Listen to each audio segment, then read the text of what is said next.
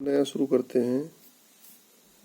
दो समतल के प्रतिच्छेद से होकर जाने वाले समतल का समीकरण। तो बेटा ध्यान दें, क्या शुरू कर रहे हैं हम। दो समतल है हमारे पास और उनके प्रतिच्छेद रेखा से होकर जाने वाले समतल का समीकरण। ध्यान दें मेरी बात में, मैं क्या कहना चाह रहा हूँ।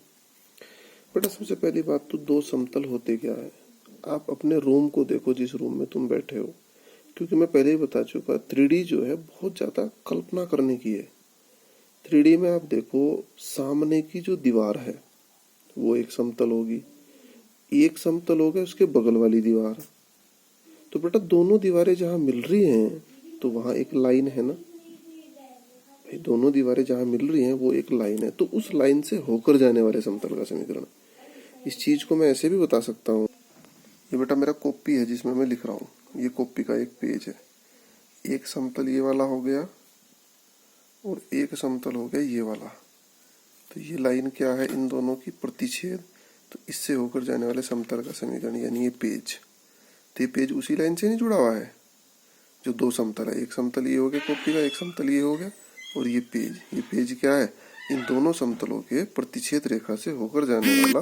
आप किताब में भी देखो इसने किताब सी खोल रखी। एक समतल ये हो गया आपका, एक समतल ये हो गया, बीच की जो लाइन है भाई। अगर दो लाइन प्रतिच्छेद करे तो एक बिंदु होता है, दो लाइन एक दूसरे को जहाँ काटती हैं। ऐसे ही दो समतल जहाँ एक दूसरे को काटते हैं उसको हम क्या बोलते हैं, एक लाइन।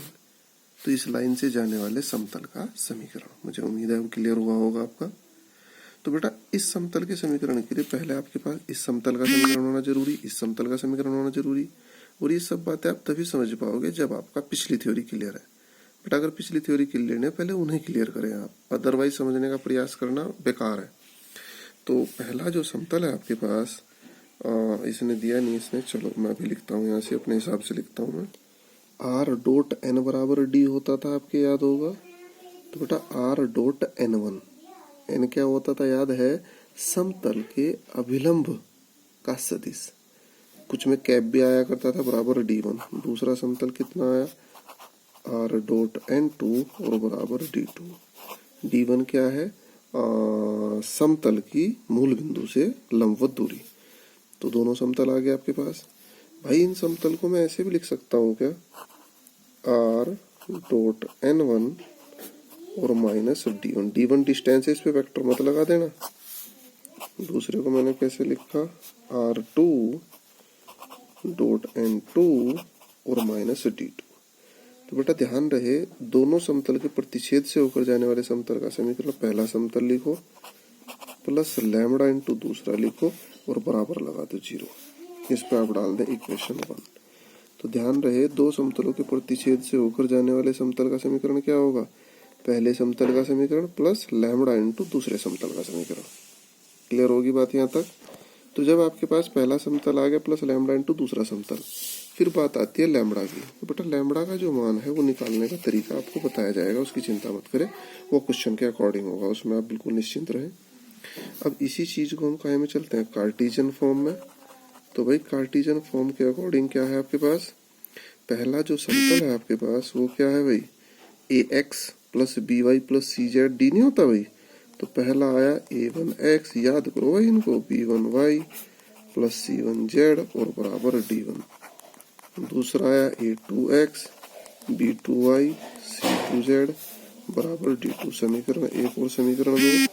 तो क्या होती थी समीकरण, पहला प्लस लैम्बडा इंटू दूसरा बराबर 0। अपने हिसाब से आप इसको लिख ले, कोई घबराने वाली बात नहीं है।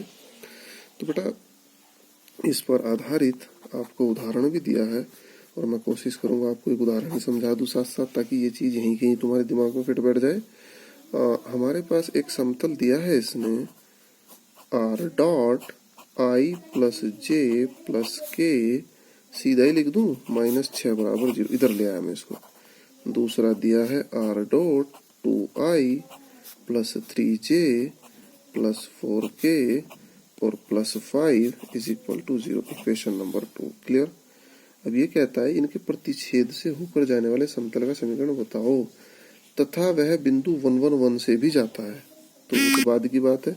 तो इन दोनों के प्रतिच्छेद से होकर जाने वाले समतल का समीकरण क्या होगा बेटा, तो पहला प्लस लैम्बडा इंटू दूसरा और बराबर 0। पहला कितना था हमारा, पहला है R dot I plus J plus के माइनस 6 बड़े ब्रैकेट में बंद किया हमने इसको, प्लस लैम्बडा। दूसरा है हमारे पास R dot 2i plus 3j plus 4k, 2i plus 3j plus 4k और प्लस 5 और इज इक्वल टू 0। यहाँ तक की बात मुझे उम्मीद है सभी की समझ आ गई होगी। अब बेटा यहाँ तक की बात में हमें अभी लैम्बडा की भी तो जरूरत है, तो लैम्बडा के लिए आप एक काम कर दो, यहाँ से इसको थोड़ा अलग अलग कर लो ऐसे, R dot I plus J plus के और माइनस 6 लैम्बडा के अंदर मल्टीप्लाई। आपको पता है लैम्बडा की मल्टीप्लाई तो आप कहीं भी कर सकते हैं, तो आर डॉट जब लैम्बडा के अंदर मल्टीप्लाई 2 लैम्बडा आई 3 लैम्बडा जे और 4 लैम्बडा के और प्लस आ गया आपके पास 5 लैम्बडा और इज इक्वल टू आ गया 0। क्लियर आ गई बात यहाँ।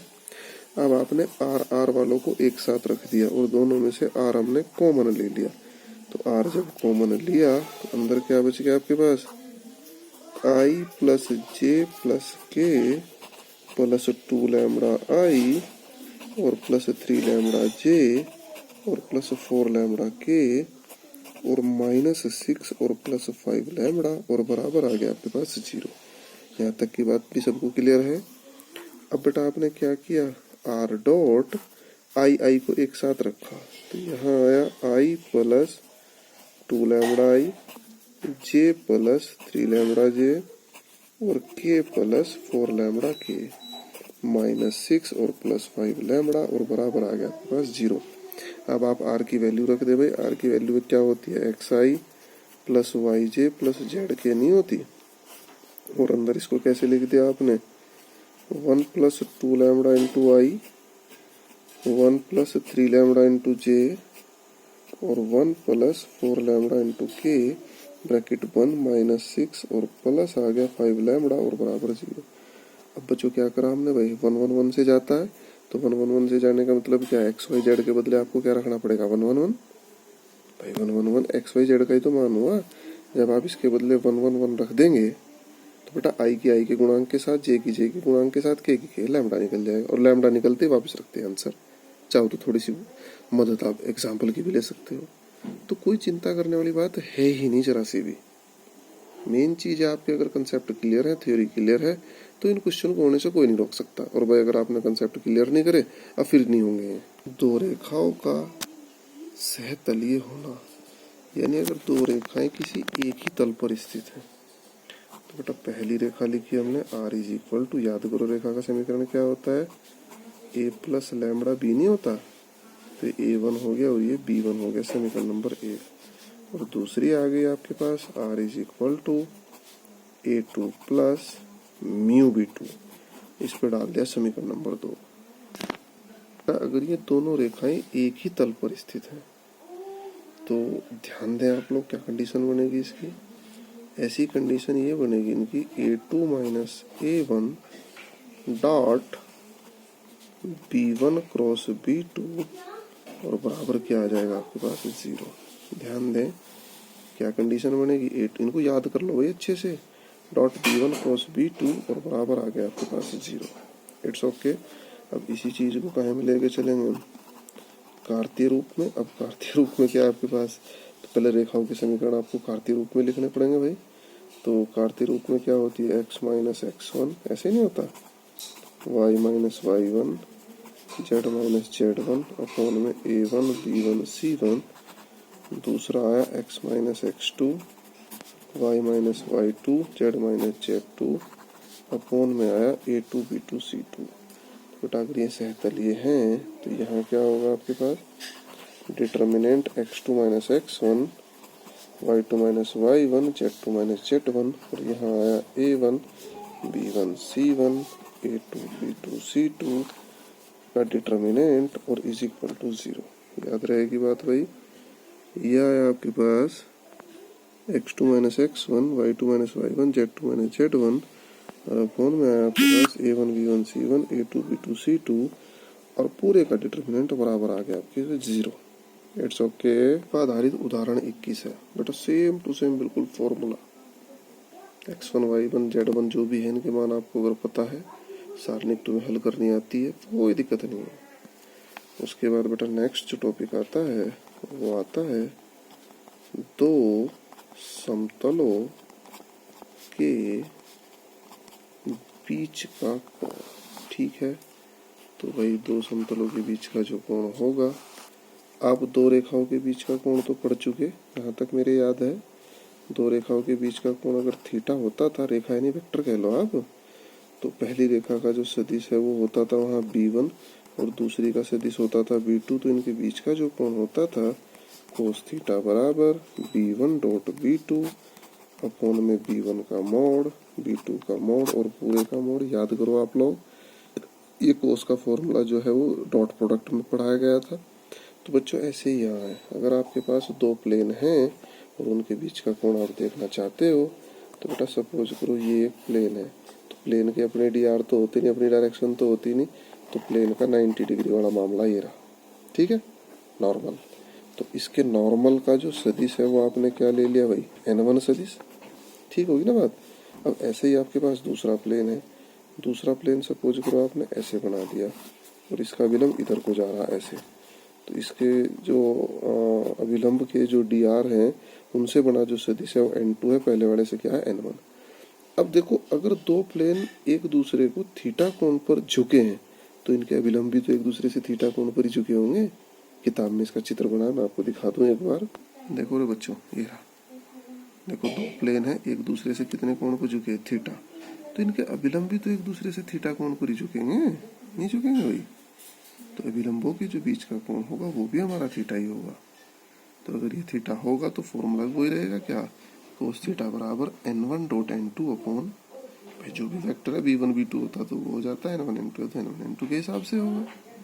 तो कोई दिक्कत परेशानी का विषय, इसको आप नोट करें भाई। ओके, अब इसी चीज को अगर आप कार्तीय रूप में देखते हैं भाई, कार्तीय रूप में पहले आप समतल के समीकरण लिखोगे a1x b1y c1z plus d1 a2x b2y c2z d2 बराबर 0। और बेटा यहाँ जो फॉर्मूला है कोस थीटा बराबर, ये फॉर्मूला पहले भी पढ़ चुके, इसको कुछ नया बताने की जरूरत नहीं है मुझे।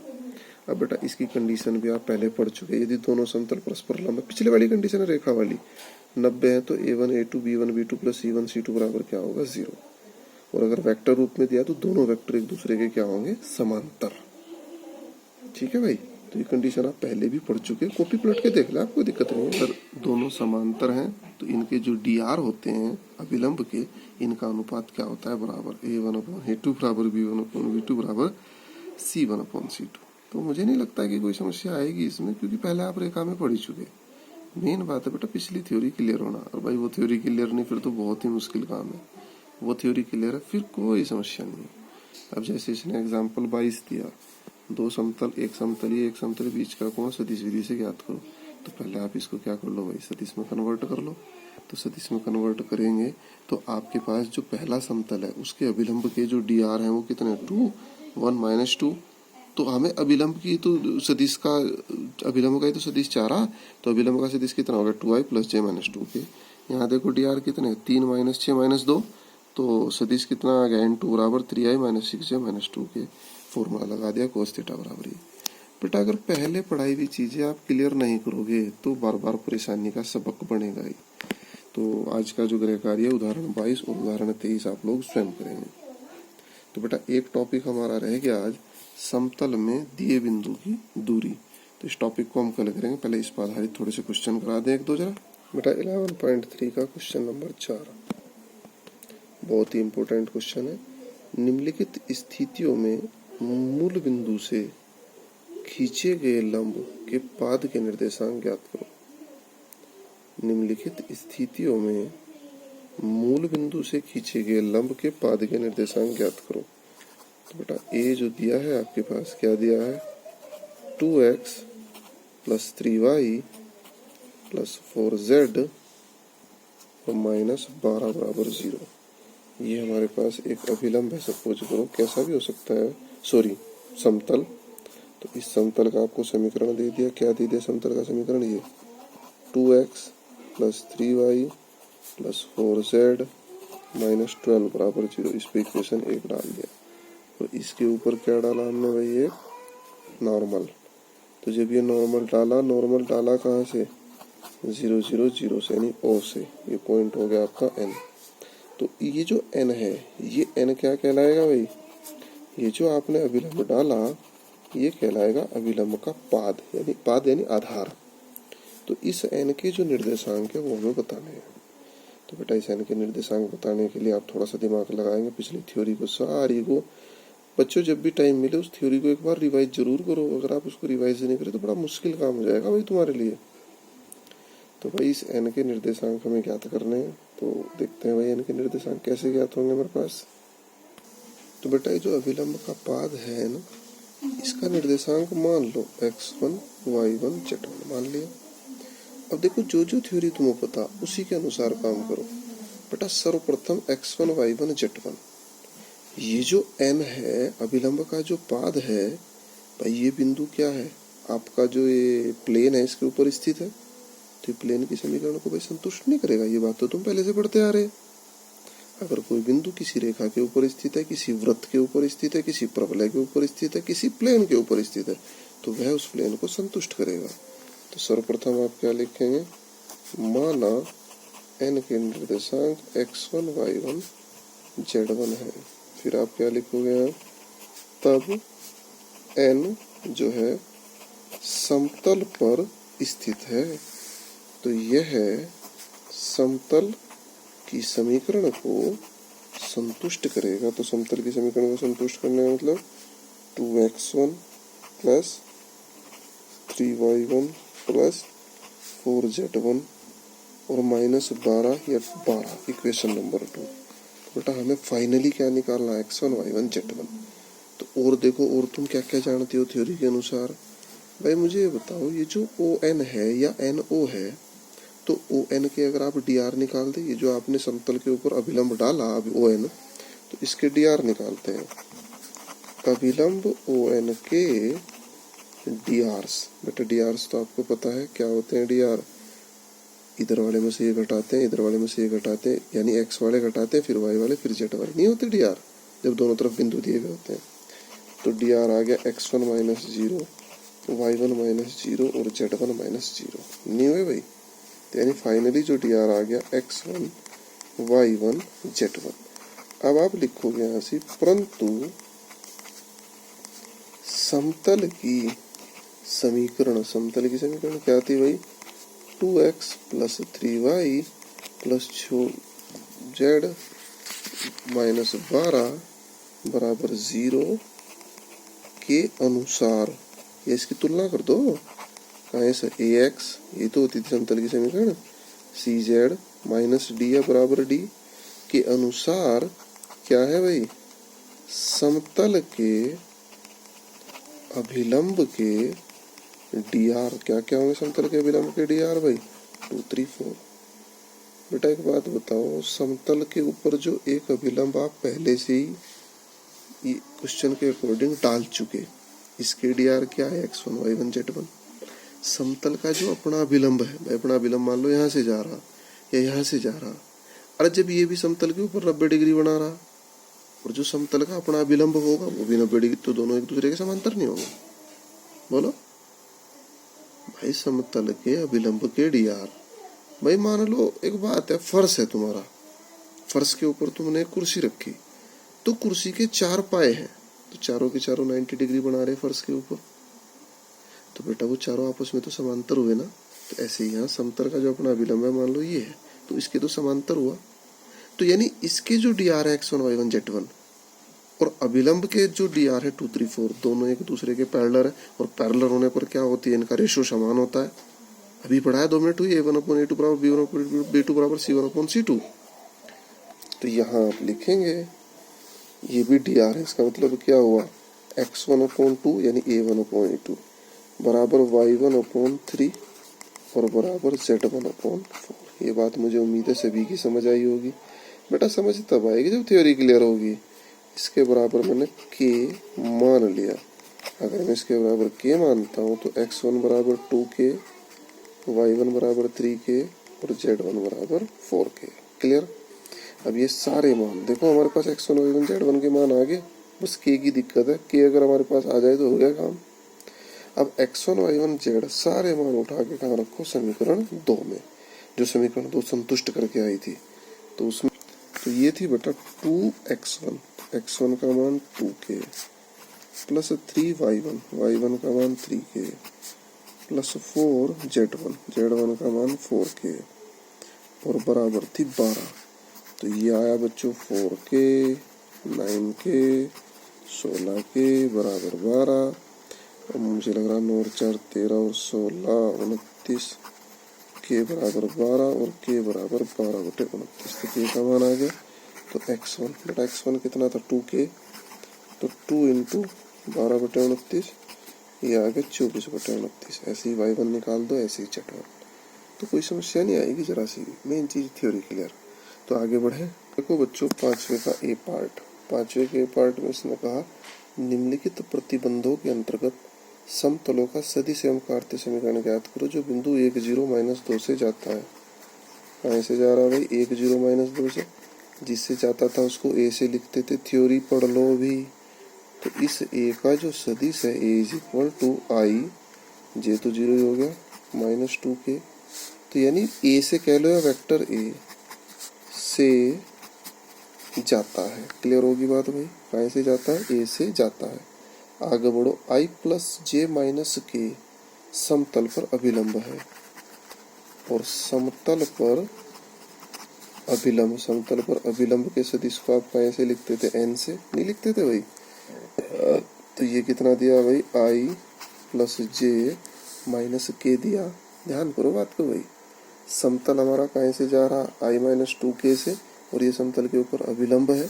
तो समतल का समीकरण क्या हुआ करता था, आर माइनस ए, क्या होता था, आर माइनस ए और डॉट एन बराबर 0। याद करो भाई इन बातों को आप।